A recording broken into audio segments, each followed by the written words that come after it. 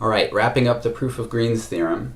At this point, we have seen that we can subdivide the region for Green's theorem as much as we want, and we just need to prove Green's theorem on simple regions because we can paste simple regions together to make more complicated regions. And here's what I mean by a simple region. So a simple region will be one of these vaguely triangular regions. It will have a vertical side that is in the y direction, a horizontal side that is in the x direction, and then the third side isn't straight necessarily, but here's what we're going to require of the third side. So the third side, we should be able to write it in two forms. First, we should be able to write it as a function of x. So this third side y should be a function of x. And also, we should be able to write it as the graph of a function of y. So x is a function of y on this third side. Now, if you get a triangle like this where you can write, for this third side, you can write y as a function of x, but not x as a function of y, that just means you need to subdivide the region up even more. So if you subdivide your region up enough, you can always decompose it into triangles like this with two straight sides and then a third side that gives you these two functions. In fact, these two functions are inverse functions, but that won't be important for us. I should mention that the third side, I've drawn it as if it's the upper right-hand side, but it might be the upper left-hand side, the lower left, or the lower right, depending on what part of the region you're in. The proof that I'm going to write does depend on it being the upper right-hand side, but you just get a couple minus signs in a couple places if the wobbly side is in one of the other places, and those extra minus signs just cancel. So the proof is essentially the same in the other cases. All right, so for this region, what we are going to do is we are going to compare the integral over this curve of p dx. We're going to compare that to the integral over the region of partial p partial y dA. Okay, and actually I'm going to throw a minus sign on this. Ultimately, what we are going to see is that these two things are equal. And you can sort of see that on the left, this line integral is a part of the integral of the full vector field f dot dr. Okay, and on the right, of course, negative partial p partial y, that's part of curl. So we're going to show these two things are equal, and then there's a corresponding fact for q and q partial x. And when you put them together, you get Green's theorem on this simple region. So let's calculate both sides of this on our wobbly triangle. Starting on the left-hand side, the integral over c of p dx is the integral over c1. Now I have some orientations written on these sides, so c1 is going rightwards, and that's the correct direction for Green's theorem.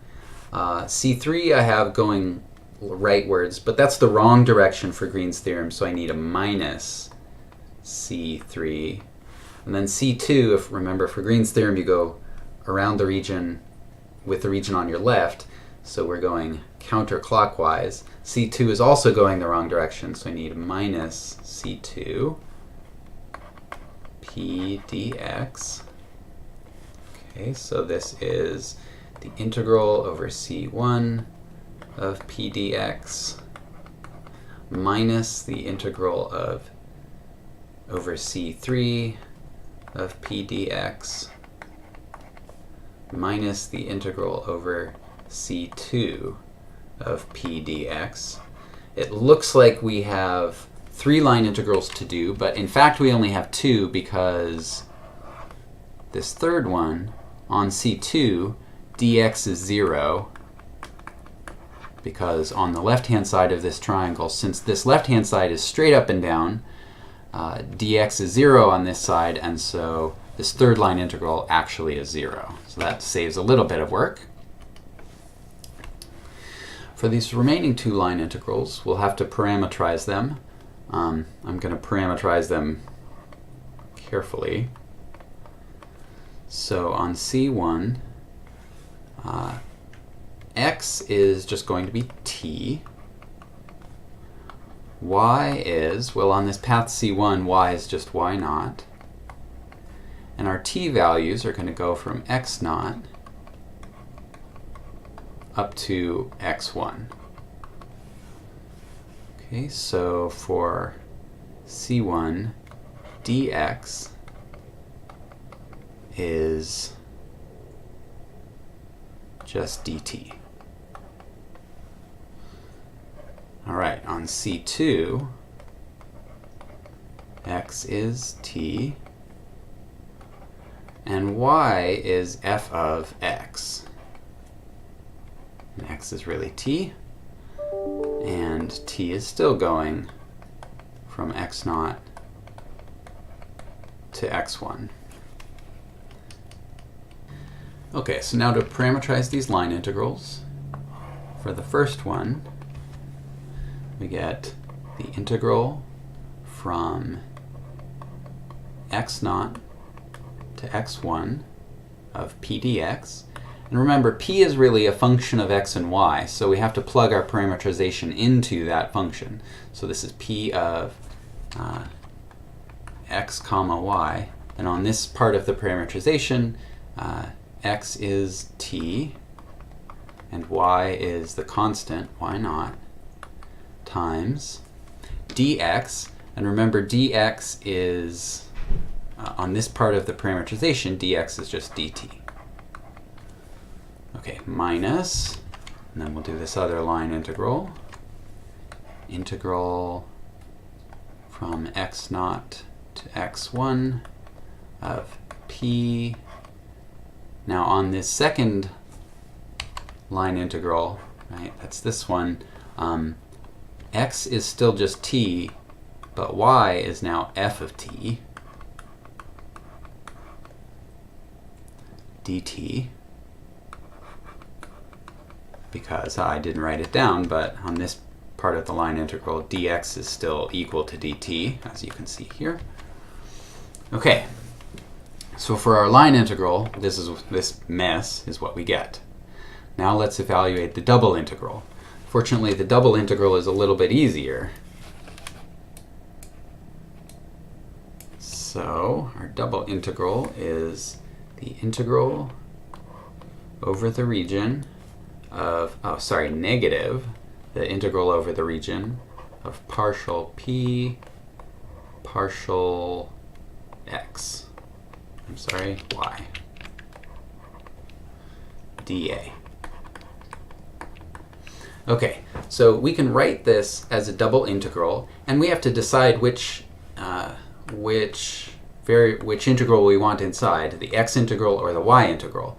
Well, if you think about partial p partial y, the thing that we'd rather integrate with is with respect to y, because we have a derivative with respect to y.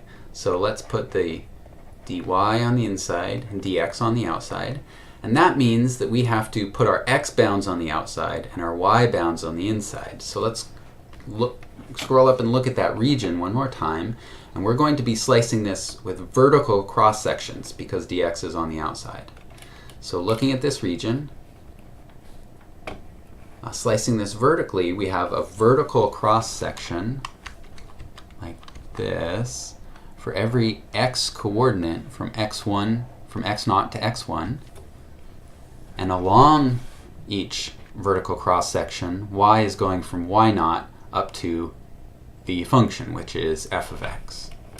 So that means these bounds are going to be, x is going to go from x naught to x1, and y is going to go from y naught up to f of x.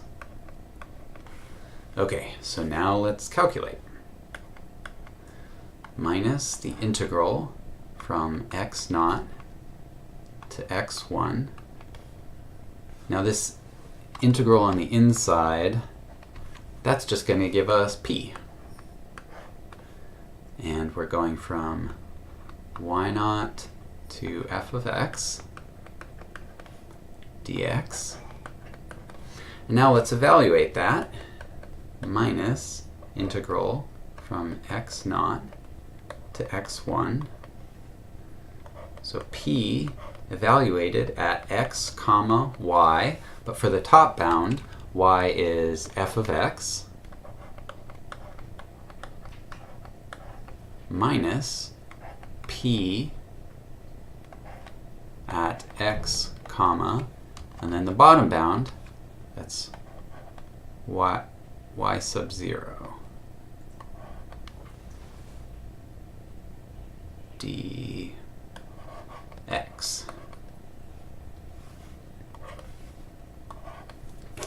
Okay, now comparing this right here,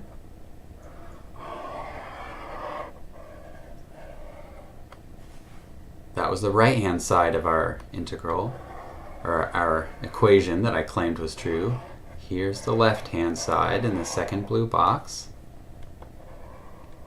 What are the differences between these?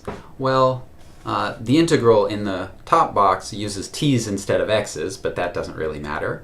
And the only other difference is the order that these two integrals are in, but in the lower one there's a minus sign, and that sort of fixes the order so that the order is actually the same for both of these. So, looking way back up at the top, this equation that I claimed was true, we just proved it for this sort of slanted rectangle. All right. As you might imagine, since we were able to prove this equation for these slanted rectangles involving the x coordinates, there's a similar one for the y coordinates. So let's have a look at that integral, or for that equation. That one is going to look like this. Integral over c of q is going to turn out to be the double integral over the region of partial q partial x. So this calculation turns out to be exactly the same. In spirit, the only differences are when you evaluate this double integral. I'm sorry, I left off a dy right here.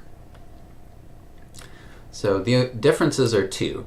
First is when you do the line integral, since there's a dy instead of a dx, it's the line integral across the bottom side that will turn out to be 0. The second difference is when you calculate the double integral, you're going to use horizontal cross sections instead of vertical cross sections. But other than that, it turns out essentially the same. Since we used vertical cross sections for the first equation and horizontal cross sections for this second equation, that is really the reason why we needed to have regions that were so simple, so that we could slice them in both directions and still have regions that work for both integrals. So our second equation looks like this, with the line integral of q is equal to the double integral of partial q partial x. The corresponding equation with p's that we proved a moment ago was this one, line integral of p dx equals double integral of r partial p partial y dA. And I'm missing a minus sign, I see. There we go. And when you add these up, you get the line integral over c of p dx plus q dy equals the double integral over r of partial q partial y minus partial p, I'm sorry, this should be partial q partial x minus partial p partial y dA. On the left-hand side, this is the line integral of f dot dr. And on the right-hand side is the double integral over the region of curl f. dA. And so that's it. We've proved that Green's theorem is true on these very simple triangles with one wobbly side. And we know that you can patch together line integrals and double integrals to assemble larger and larger regions out of simple regions. And that means Green's theorem is true on any region.